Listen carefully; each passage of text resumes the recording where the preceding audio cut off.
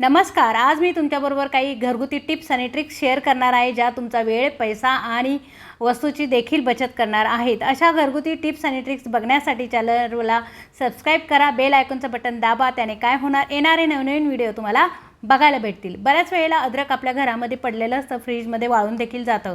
हे अद्रक स्टोअर करून ठेवायचं कसं, हप्ताभर अद्रक व्यवस्थित राहील किंवा महिनाभर व्यवस्थित राहील, यासाठी मी तुम्हाला आजची पद्धत सांगणार आहे की अद्रक कसं साठवून ठेवायचं. ऐन वेळेला पटकन असं अद्रक घेऊन आपण त्याचा वापर करू शकू वेळेची, जेणेकरून आपली बचत होईल. आणि वेळेची बचत झाली तर खूप काही गोष्टी आपल्याला पुढे करता येतील.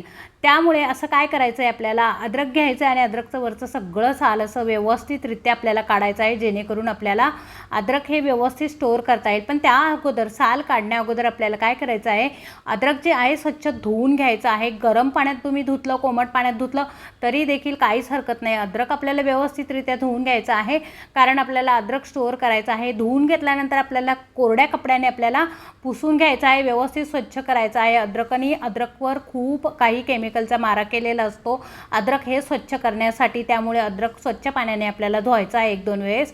त्यानंतर आपल्याला सुकवून घ्यायचं आहे. अद्रक हे पॅनखाली सुकवा किंवा कपड्याने तुम्ही पुसून घेतलं तरी देखील चालेल. त्यानंतर आपल्याला अशी सालं काढून घ्यायची अद्रकची. तुम्ही अद्रकची सालं अशा साल काढणीने काढलं तरी चालेल, किंवा चाकूने देखील व्यवस्थितरित्या आपल्याला साल हे अद्रकचं काढता येतं आणि अद्रकचे आपल्याला स्टोअर करता येतं व्यवस्थितरित्या. जर असेल अद्रकला तर त्याने काय होतं, अद्रक हे सडल्या जातं लवकरच, किंवा ते वाळून देखील जातं. जर चांगल्या प्रकारचं अद्रक तुमच्याकडे असेल तर ते वाळून देखील जातं. ते असं हे होऊ नये, त्यासाठी आपल्याला अद्रक व्यवस्थित स्टोअर करायचं आहे. कधी फ्रीजचं पाणी लागून सुद्धा अद्रक हे आहे खराब होऊन जातं. तर हे अद्रक खराब होऊ नये यासाठी आपल्याला स्टोअर करून ठेवायचं. आणि ऐन वेळेला सकाळी डबे असतात. अद्रक ही रोजच्या जीवनामध्ये लागणारी गोष्ट आहे, वस्तू आहे. त्यामुळे आपल्याला हा पदार्थ जो आहे तो व्यवस्थित स्टोअर करताना व्यवस्थितरित्या त्याची काळजी घ्यायची आहे. त्याचे जे मागचा पुढचा भाग आहे तो व्यवस्थित कट करून घ्यायचा आहे आणि याची सालं काढून आपल्याला व्यवस्थित त्याला स्टोअर करून ठेवायचं आहे. अद्रकचे जास्त बारीक किंवा जास्त मोठे तुकडे करायचे नाही, व्यवस्थित काप करून घ्यायचे आहे. 1-2 इंचाचे काप करून आपल्याला अशा काचेच्या हवाबंद बरणीमध्ये, व्यवस्थित कोरड्या बरणीमध्ये भरून ठेवायचं आहे. बऱ्याच वेळा काय होतं, आपल्याला चहा पावडर जी आहे ती भेसळयुक्त येत असते. पण ही भेसळ चहा पावडरमधली कशी ओळखायची, खूप सोपी पद्धत आहे चहा पावडरमधली भेसळ ओळखायची. जर भेसळयुक्त चहा पावडर जर असेल तर ह्या भेसळयुक्त चहा पावडरने आपल्याला प्रचंड ॲसिडिटी होत असते. चहा घेतल्यानंतर आपल्याला बरीच ॲसिडिटी होत असते, आपल्याला पित्त होत असतं चहामुळे. हे होऊ नये. जळजळ होत असते घशामध्ये, ह्या नंतर उलटी मळमळल्यासारखं पण होत असतं. या गोष्टी होऊ नये यासाठी आपल्याला काय करायचं, ही चहा पावडर भेसळयुक्त आहे की नाही हे आपल्याला कसं ओळखायचं ते मी आज तुम्हाला सांगणार आहे. बऱ्याच वेळेला काय होतं, सेंटेड चहा पावडर पण येते, ती देखील आपल्याला चांगली नाही आहे. हातावरती थोडंसं अर्धा चमचा आपल्याला चहा पावडर घ्यायची आहे आणि त्यामध्ये आपल्याला थोडंसं पाणी घालायचं आहे. पाणी घातल्यानंतर काय करायचं आहे, हाताने व्यवस्थित बोटाने आपल्याला हे रब करायचं आहे. त्यानंतर जर याचा कलर निघाला, लाल कलर जर निघाला, तर समजून घ्या की चहा पावडर जी आहे ती भेसळयुक्त आहे. आता ह्या चहा पावडरमधून लाल कलर अजिबात येत नाही. व्यवस्थितरित्या तुम्ही बघितलं तर अजिबात चहा पावडरचा भेसळयुक्त कलर जो आहे तो निघताना दिसत नाही आहे. जे आहे चहा पावडरचं नॅचरली पाणी आहे, थोडंसं पिवळं दिसत आहे, ते नॅचरली आहे. पण ह्या चहा पावडरमध्ये कुठल्याही प्रकारची भेसळ नाही आहे. बऱ्याच वेळेला सेंटेड चहा पावडर आपण वापरत असतो. ह्या सेंटेड चहा पावडरने बऱ्याच कलर वगैरे किंवा काही केमिकल्स यामध्ये असतात आणि ते आपल्या शरीराला हानिकारक असतात आणि यामुळे आपल्याला प्रचंड ॲसिडिटी होत असते. बऱ्याच वेळेला आपल्याला काय होतं, आपल्या घाईमध्ये आपण घर साफ करत असतो आणि घर साफ करत असताना आपले कानेकोपरे जे आहे, डेली रुटीनमध्ये आपण एवढं सगळं काही बघत नाही, पण हे कानेकोपरे जे आहे ते काळे पडत चालतात.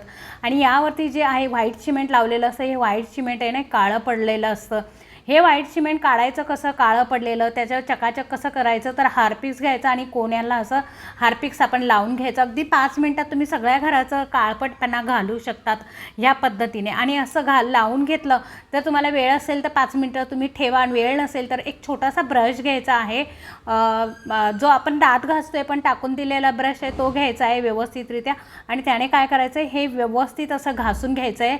घासून घेतलं थोडंसं हलक्या हाताने रब करायचं, आपल्याला जास्त काही घासायचं नाही आहे. त्याने काय होणार आहे, ह्या जे व्हाईट सिमेंटचा जो वरचा जो काळपटपणा आहे तो सहजरित्या अगदी निघून जाणार आहे. तुम्ही बघू शकता एकदम व्यवस्थित चकाचकी त्याला चकाचक होऊन जातं. हे काही 5 मिनिटातच होऊन जातं. तुम्ही सगळ्या घराचं अशा पद्धतीने कानेकोपरे तुम्ही साफ करू शकतात. आजची ही टिप्स तुम्हाला कशी वाटली मला कमेंट्स बॉक्समध्ये नक्की सांगा आणि माझा व्हिडिओ कुठपर्यंत पोहोचला हे देखील सांगायला अजिबात विसरू नका. अशा पद्धतीने कानेकोपरे घराच्या पूर्ण तुम्ही साफ करू शकतात. फक्त हार्पिक पाहिजे आपल्याला आणि एक टाकलेला ब्रश पाहिजे आणि कपडा पाहिजे. कपड्याने काय करायचं फक्त पुसून घ्यायचं आहे. नंतर तुम्ही लादी पुसताना व्यवस्थित फिनेल वगैरे टाकून तुम्ही व्यवस्थित कानेकोपरे पुसून घेऊ शकतात. अशा पद्धतीने व्यवस्थित आपले कानेकोपरे निघतातच. तुम्ही जास्त वेळ ठेवलं तर जास्त वेळ तुमचे कोपरे जे आहे ते चकाचक होणार आहे. नक्की ला सबस्क्राईब करा आणि बेल आयकॉनचं बटन दाबून व्हिडिओचे आनंद घ्या. दुसरी जी टिप्स आणि ट्रिक्स जी आहे मी तुम्हाला सांगत आहे की बऱ्याच वेळेला आपल्या घरामध्ये शर्ट वगैरे पडलेले असतात पण आपल्याला त्यांची घडी आपण कशी तरी ओबडधोबड घालून आणि ठेवत असतो. त्यामुळे आपल्या कपाटात खूप सारा पसारा होत असतो. तर आजची सोपी मी पद्धत तुम्हाला सांगते. एक वही घ्यायची आहे, एक नोटबुक घ्यायची आहे आणि काय करायचं ती मध्यभागी ठेवायची आहे आणि अशा पद्धतीने मी जशा घालते कपड्यांची घडी बघा मी शर्टची घडी घालते, टी शर्टची घडी घालते. तुम्ही शर्टची पण घडी अशा पद्धतीनं घालू शकतात. बरेच टी शर्ट आणि शर्ट आपल्या घरामध्ये पडलेले असतात. अशा पद्धतीने जर तुम्ही त्यांची घडी घातली तर कपाट देखील इतकं छान दिसायला दिसतं. खाली एखादी मस्तपैकी चटई घ्यायची आणि सगळे कपडे एका ठिकाणी व्यवस्थित घ्यायचे. हप्ताभराचे कपडे जर तुम्ही 5 मिनिटामध्ये घड्या घालून मोकळे होऊ शकतात. फक्त ही पद्धत ही मेथड तुम्ही वापरा.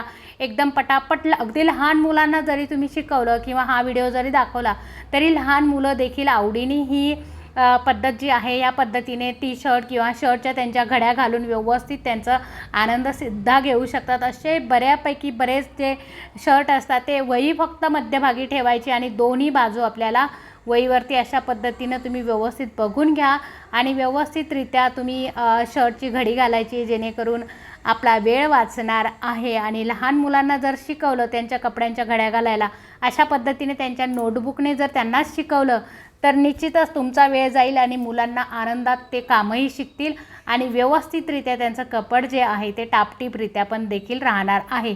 आजची ही पद्धत तुम्हाला कशी वाटली मला कमेंट्स बॉक्समध्ये सांगायला अजिबात विसरू नका आणि हा व्हिडिओ कुठपर्यंत पोहोचला ते देखील सांगायला विसरू नका.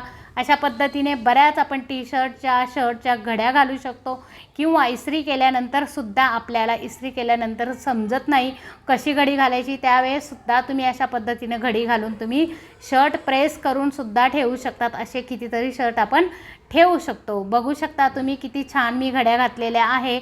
या घड्या आजच्या तुम्हाला कशा वाटल्या मला कमेंट्स बॉक्समध्ये नक्की सांगा आणि ही टिप्स आणि ट्रिक्स आहे ती नक्की तुम्ही वापरा आणि शर्ट तुमचे व्यवस्थित तुम्ही घडी घालून ठेवू शकतात. बऱ्याच वेळेला आपल्या घरामध्ये झाडू असतो, काण्याकोपऱ्यांमध्ये झाडू जात असतो पण कपाटं जे असतात खाली छोटी जागा असते त्यामध्ये आपले जो झाडू आहे तो जात नाही. झाडू गेला तरी तिथली जी धूळ असते ती व्यवस्थितरित्या बाहेर निघत नाही. अशा वेळेला काय करायचं झाडूला सॉक्स घालायचा. हो झाडूला सॉक्स घालायचा म्हणजे काय होणार आहे झाडूला ओला करून सॉक्स जरी घातला तुम्ही तरी देखील चालेल. कान्याकोपऱ्यांमधली धूळ आपली निघते आणि कपाटं असतात आपले कपाटांखालची धूळ जी आहे ती व्यवस्थितरित्या निघते. तुमच्या घरात जर POP असेल तर POPची धूळसुद्धा POPला आलेलं जाळंसुद्धा या झाडूला घातलेल्या सॉक्समुळे निघू शकतं. फॅनचासुद्धा तुम्ही कचरा या झाडूमुळे काढू शकतात. सॉक्स घातला आणि जर तुम्ही फॅनचं जाळं काढलं याने तरीसुद्धा फॅनचा कचरा देखील आरामात या झाडूमुळे निघू शकतो. तुम्ही एकदा ही पद्धत करून बघा तुम्हाला निश्चितच आवडेल. आणि बऱ्याच वेळेला आपल्या धूळ याच्यावर काय होतं आपल्या भिंतीवर जे आहे भिंतीवर असं जाळं आलेलं असतं किंवा भिंतीवर अशी डस्ट असलेली असते. लाईट जर लावली तर बऱ्याच वेळेला आपल्याला भिंतीवर डस्ट दिसत असते. तर ही भिंतीवरची डस्ट जी आहे ती साफ करण्यासाठी आपल्याला जर सॉक्स घातलेला झाडू जर आपण वापरला तर इझिली आपली जी भिंतीवरची डस्ट आहे ती निघून जाते. थोडं जर पाणी आपण त्याला लावलं तर अशा पद्धतीने व्यवस्थितरित्या भिंतीवरची डस्ट काढण्यासाठी आपल्याला हा झाडू उपयोगी येत असतो. बघू शकता तुम्ही अशा पद्धतीने. आजचा हा व्हिडिओ तुम्हाला कसा वाटला मला कमेंट्स बॉक्समध्ये नक्की सांगा आणि माझ्या चॅनलवर जर नवीन असाल तर चॅनलला सबस्क्राईब करा आणि बेल आयकॉनचं बटन दाबून येणारे नवीन व्हिडिओ बघत राहा. अशा प्रकारे फर्निचर जे असतं त्या खालचा कचरा देखील आपण या झाडूने व्यवस्थितरित्या काढू शकतो. तुम्ही बघू शकता कपाटं असतात, फर्निचर असतं. ही पद्धत तुम्ही नक्की वापरून बघा. भेटूया पुढच्या व्हिडिओमध्ये. तोपर्यंत नमस्कार.